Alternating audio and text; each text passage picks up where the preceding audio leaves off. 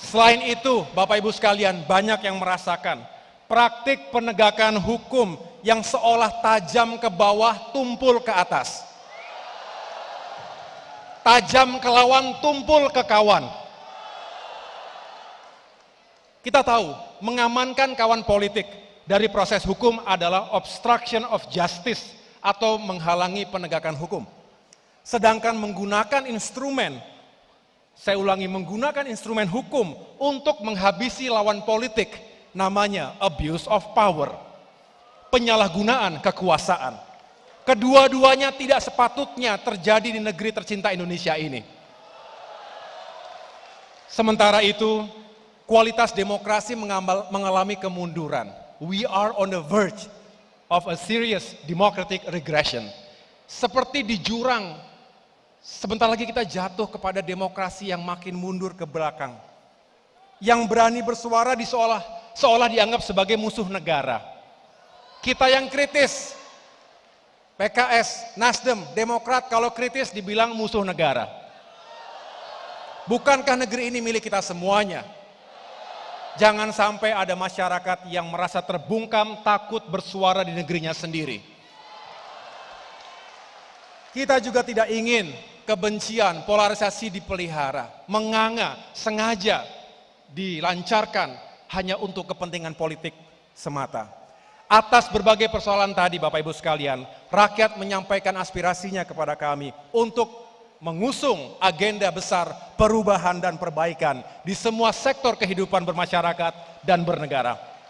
Khususnya di bidang ekonomi dan kesejahteraan rakyat, di bidang penegakan hukum dan keadilan, serta di bidang demokrasi dan kebebasan sipil.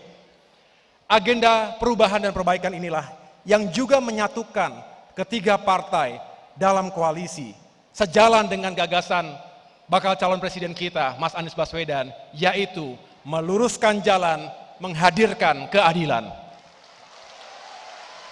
Untuk itu, kepada para sahabat sekalian, Demokrat tentu mengajak kita semua menghadirkan solusi yang efektif untuk perbaikan, terutama kebijakan ekonomi dan fiskal, yang tepat, yang adil, yang berorientasi pada peningkatan kesejahteraan rakyat.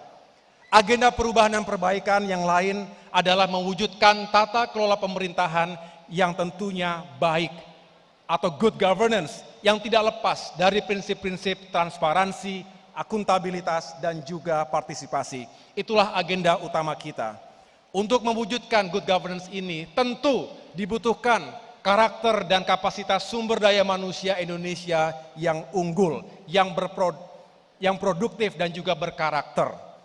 Hari ini adalah hari yang tepat, tanggal 20 Mei 2023, untuk kita kembali ke kitoh cita-cita kemerdekaan Indonesia, yaitu mencerdaskan kehidupan bangsa, utamanya generasi muda, generasi milenial, generasi Z yang jumlahnya semakin besar dari waktu ke waktu.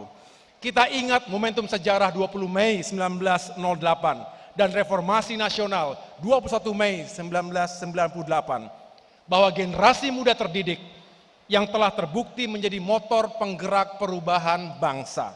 Mudah-mudahan generasi muda hari ini juga menjadi motor penggerak perubahan dan perbaikan untuk Indonesia yang semakin baik ke depan. 2024, 2045 dan selanjutnya. Karena itu Bapak Ibu sekalian, sudah sepatutnya kita mengutamakan pembangunan manusia dibandingkan pembangunan yang sifatnya serba benda. Pembangunan infrastruktur itu penting, dibutuhkan, tetapi jangan sampai menomor sekiankan pembangunan manusia. Indeks pembangunan manusia, Human Development Index, mengatakan utamakan pendidikan, kesehatan, dan juga kesejahteraan. Kalau tadi Presiden PKS, singkatan PKS, ya sama, menjadi pintar, menjadi kaya, menjadi sehat. Jadi PKS sudah pada poros yang sangat tepat untuk mewujudkan ketiga elemen utama manusia tadi.